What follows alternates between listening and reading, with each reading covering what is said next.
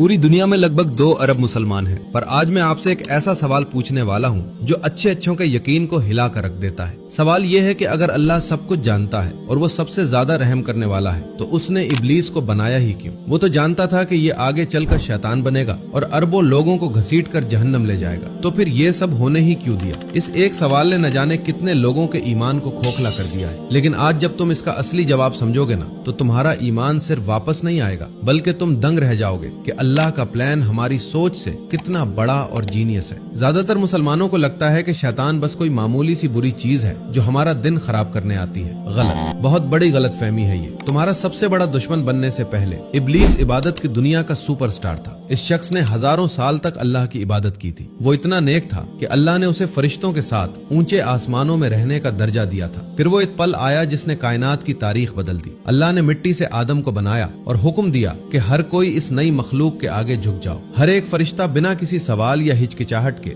फौरन ही सजदे में गिर गया। पर इब्लीस वो अपनी अकड़ में खड़ा रहा। उसे लगा कि वो खुदा से बेहतर जानता है। उसने सीना तान कर कहा, मैं इससे बेहतर हूँ। तूने मुझे आग से बनाया और इसे मिट्टी से। बस एक जुमला, एक पल का घमंड और वो आसमान की ऊंचाइयों से गिरकर हमेशा की लानत में फंस गया। अब यहाँ लोगों का दिमाग चकरा जाता है। अल्लाह को तो इब्लीस को पैदा करने से पहले ही पता था कि ये सब होने वाला है, तो फिर क्यों एक ऐसे शख्स को दुनिया में आने दिया जो जहन्नम का ठेकेदार बनने वाला था? देखो, ये वो बात है जो मदरसों या क्लास में अक्सर छोड़ दी जाती है क्योंकि ये थोड़ी पेचीदा है। अल्लाह ने कोई गलती से बागी पैदा नहीं किया था। अल्लाह से कोई हिसाब किताब में चूक नहीं हुई थी। जब अल्लाह ने इब्लीस को बनाया तो उसे भी वही चीज दी जो मुझे और आपको दी है, फ्री विल, यानी कि अपनी मर्जी। जरा सोचो इसका मतलब क्या है। वो चुनाव जिसने दुनिया के सबसे बड़े इबादत गुजार को तबाह कर दिया, और वही चुनाव आज तुम्हारी जेब में बैठा है, जो तुम्हारी इच्छाओं और तुम्हारे घमंड के जरिए तुम्हारे कान में फुसफुसाता है। तुम्हें लगता है शैतान का काम सिर्फ तुमसे गुनाह करवाना है? ये तो बहुत छोटी सोच है। शैतान का असली काम ये दिखाना है कि तुम असलियत में कौन हो। हर बार जब तुम अकेले होते हो और तुम्हें सही और गलत के बीच किसी एक को चुनना होता है, तो तुम वही टेस्ट दे रहे होते हो जिसमें इब्लीस बुरी तरह फेल हुआ था। और सुनो, ये बात तुम्हारे होश उड़ा देगी। सूरह हिज्र आयत नंबर 42 में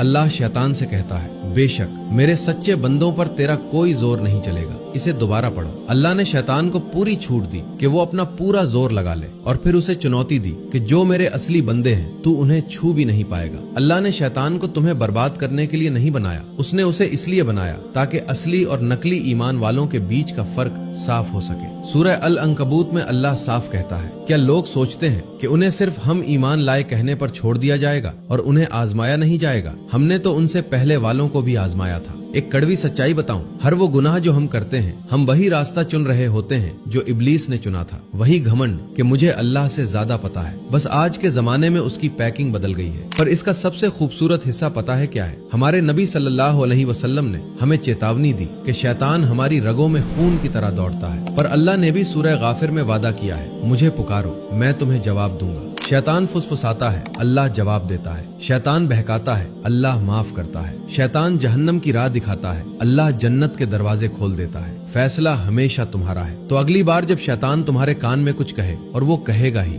शायद ये वीडियो खत्म होने से पहले ही कहे, तो याद रखना, तुम्हारे पास वही अपनी मर्जी है जिसने कुछ इंसानों को फरिश्तों से ऊपर उठा दिया, और इसी मर्जी ने इब्लीस को जानवरों से भी बदतर बना दिया। जब भी तुम अपनी इच्छाओं के ऊपर अल्लाह की बात मानते हो, तुम शैतान को गलत साबित करते हो। जब भी तुम नमाज में सजदा करते हो, तुम वो करते हो जो इब्लीस ने करने से मना कर दिया था। हर नेक काम उस टेस्ट को पास करना है जिसमें इतिहास का सबसे बड़ा इबादत करने वाला फेल हो गया था। नमाज छोड़ने का मन करे तो ये याद रखना कि वो तुम्हारा इब्लीस टेस्ट है। झूठ बोलने का लालच आए, वही टेस्ट है। जब घमंड आए कि मैं दूसरों से बेहतर हूँ, तो समझ जाना तुमसे वही सवाल पूछा गया है जिसने शैतान को तबाह किया था। अल्लाह को रोबोट नहीं चाहिए थे, उसे वो बंदे चाहिए थे जो मुश्किलों में भी उसका चुनाव करे। सवाल कभी ये था ही नहीं कि अल्लाह ने शैतान को क्यों बनाया। सवाल ये है कि जब कल सुबह शैतान तुम्हारे कान में फूकेगा, तो तुम वो रास्ता चुनोगे जो तुम्हें फरिश्तों से ऊपर ले जाए, या वो जो तुम्हें सबसे नीचे गिरा दे। तुम्हारी आखिरत हर रोज सिर्फ एक फैसले की दूरी पर है। वो खुदा जो जानता था कि शैतान बगावत करेगा, वो ये भी अच्छी तरह जानता है कि तुम आज क्या चुनने वाले हो। जाने से पहले आइए मिलकर अपने रब से एक छोटी सी दुआ मांगते हैं, क्योंकि हम सब कहीं ना कहीं उन्हीं वसवसों से लड़ रहे हैं। ऐ अल्लाह,